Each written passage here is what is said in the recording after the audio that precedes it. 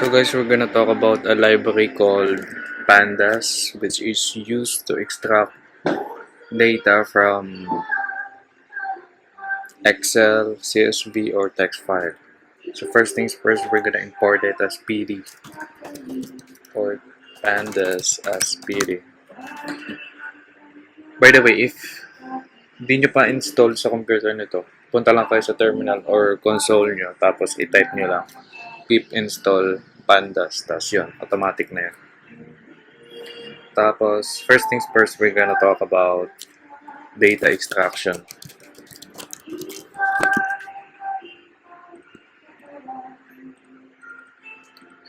Tapos yun, we can extract CSV files in our computer using the pd.read CSV. Tapos, ang gagawin lang natin is kukunin lang natin yung path location ng ating file. Like, punta na kayo sa computer na tapos yun. For example, this farm CSV. Kakopy nyo lang yung path. Tapos, ipapaste nyo lang dito sa method function. Tapos yun, i-enclose nyo lang siya sa quotation marks. Tapos yun, okay na. We can also extract Excel files, I think. Let's check. Ito yung list na pwede nating extract. Clipboard, Feather, I don't know what that is. Feather, HTML, JSON or Parquet, Pickle SAS, SQL query, SQL tables data, table XML. For good measure, try nating mag-extract na Excel file. Hanap lang tayo ng example Excel file dito. Like this. XLX. Copy path lang natin. Tapos, enclose lang natin sa quotation marks. Oh, hindi daw siya supported. So, maghanap tayo ng iba. What about XLX ng farmers ulit? Copy path. Ayun. So, pwede nating i-view yung head na itong dalawa. Data.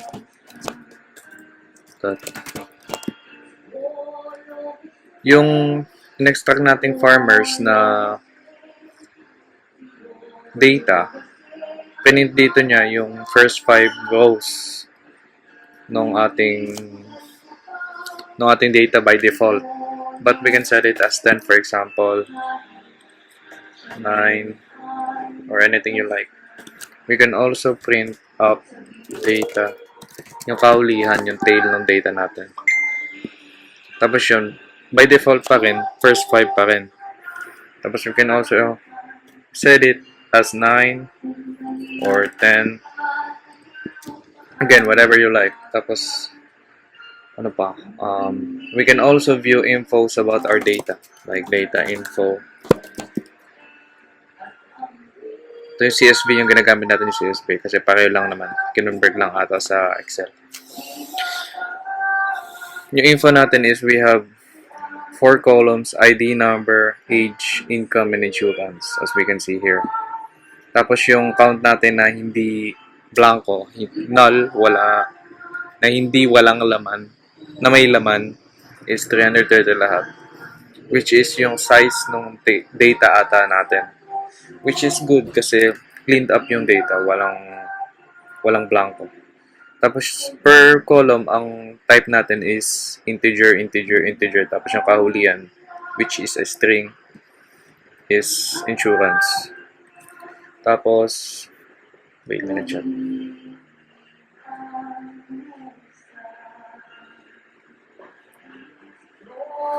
We can also sort the values. For example, we want to sort age, bata to batanda. Data.sort values.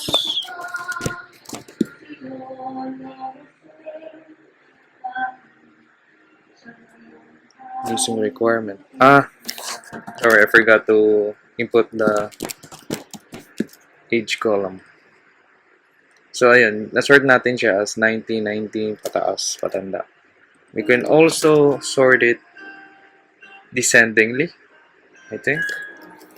I think it's ascending is equal to false kasi true yun by default. Ayun, pinakamatanda natin is 83, tapos pababa siya. We can also sort by Andy number because why not?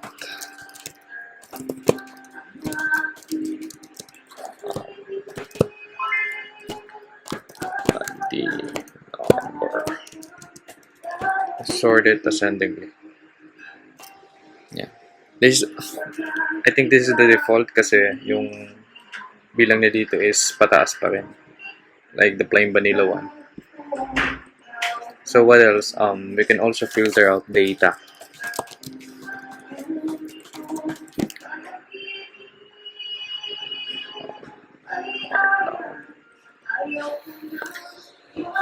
First things first, how can we filter data? I think it's using the .lock method. Data.lock. Data.lock.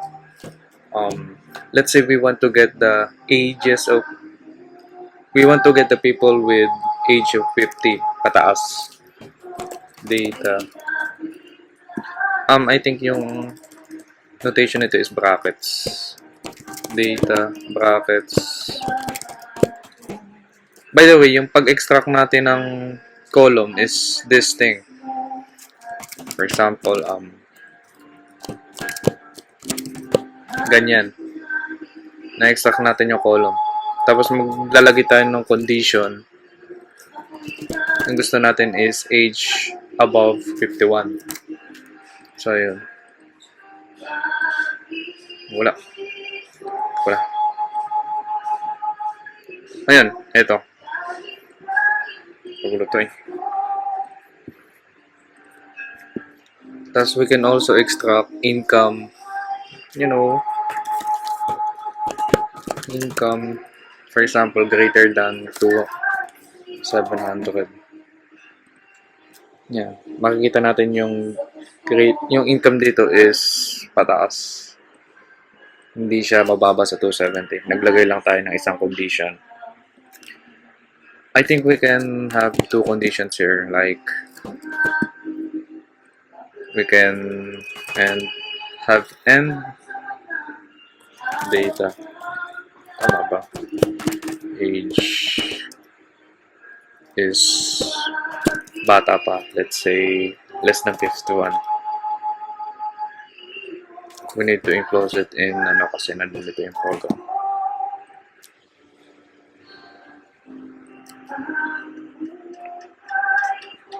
Oh shit, mali ata yung, I think the notation for end is here. Yan. Mali pala yung ating notation. So yun, ang nakuha natin is mga bata less than 51 and then income is greater than 270. So let's move on to, let's say we want to separate our data na yung insurance is no and insurance is yes.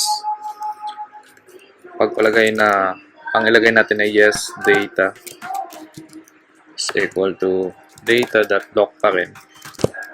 Tapos yung condition naman natin is data, let's say insurance is equal to, ang sabi din kanina sa info is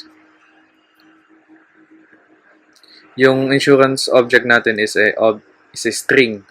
I don't know, but this is a string. But object lang nakalagay. Say yes. Tapos yung no data natin is equal to data.lock insurance. Tapos ilagay lang natin na no. Oh shit, I forgot this. Yan. So, hindi siya nag-print kasi we need to manually look it up. Remember yung head function. Pagpalagay na 5 lang din. Data. makita lang natin kung yes or no yung laman. So, yun. Ang nag-print lang dito is yung no. Kasi nadalawa ata. Pag lipan natin ang cell. Yes, doon sa isa. Tapos dito, no lang din. So, what about partitioning or data? Sample partitioning. Testing and training partitioning.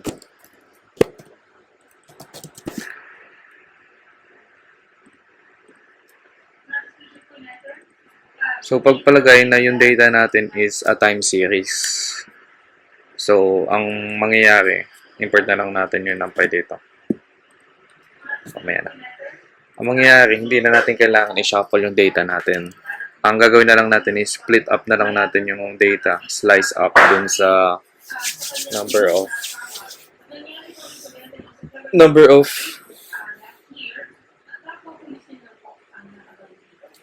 of desired natin. Let's say we want to shuffle. Let's say we want to split 3/4 to training and 1/4 to testing. Training data is equal to check.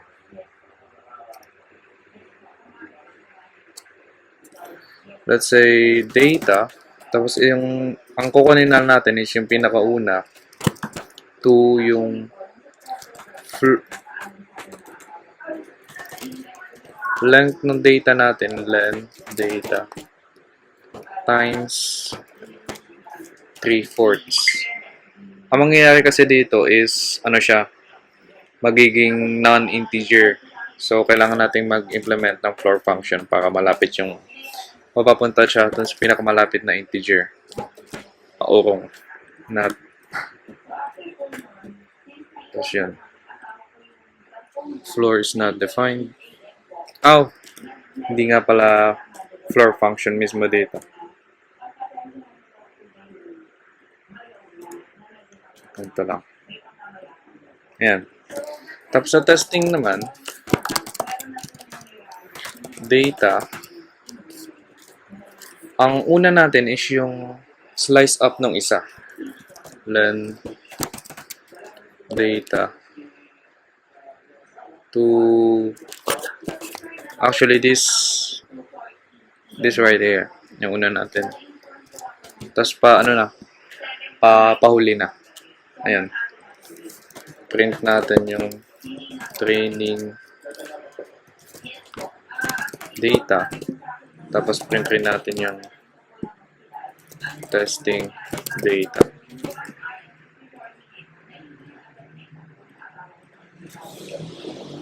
Empty. What the fuck?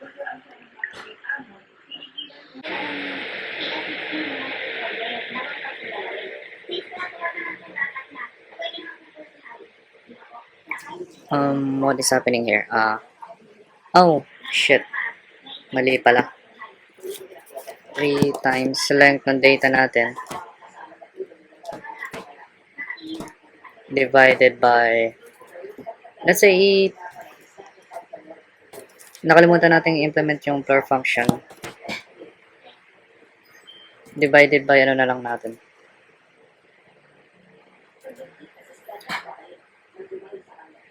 Divided by 4. Tapos this thing is times 3. Kailangan siguro natin ilagay sa unan. Mali yung kanyang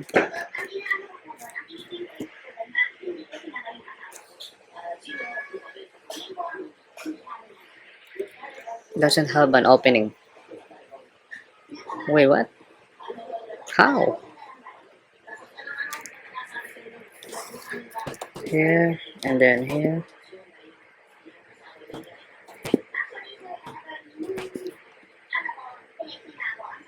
Where's the parentheses in here? Sa 4. Yan. Gumana na. Sorry about that. Ang nagkamali lang tayo is algebra. Medyo hindi ata nagsusunod sa rule ng PEMDAS tong floor function na to. So yun, na-split na natin siya. Ang original na data natin is consisting of 330. Tapos, in-split natin siya sa 3/4 training sa compared to 1/4 na testing. So yun, 247 rows sa training tapos 83 rows sa testing. So yun. That is the basics of pandas, and Happy New Year everyone. Oh, wait lang. I forgot to teach about what about shuffle, yung hindi time series yung data natin. So first things first, we want to import numpy as np. Tapos, kasi yung np na to, consisting siya dun sa shuffle data.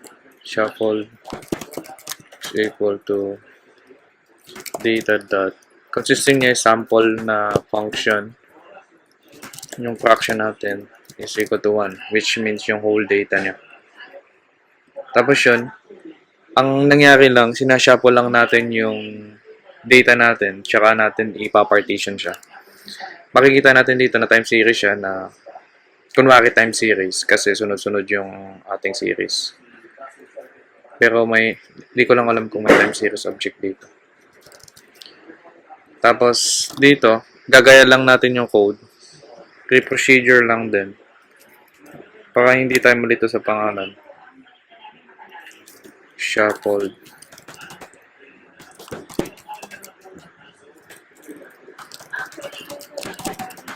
Ganyan lang din.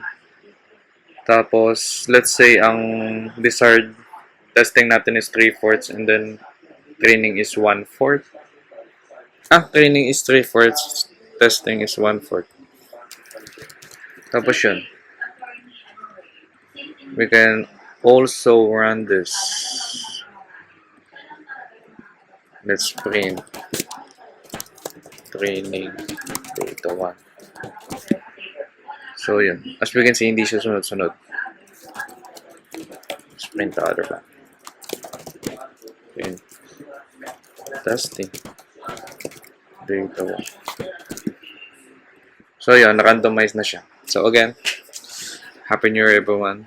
This is my tutorial on the basics of pandas.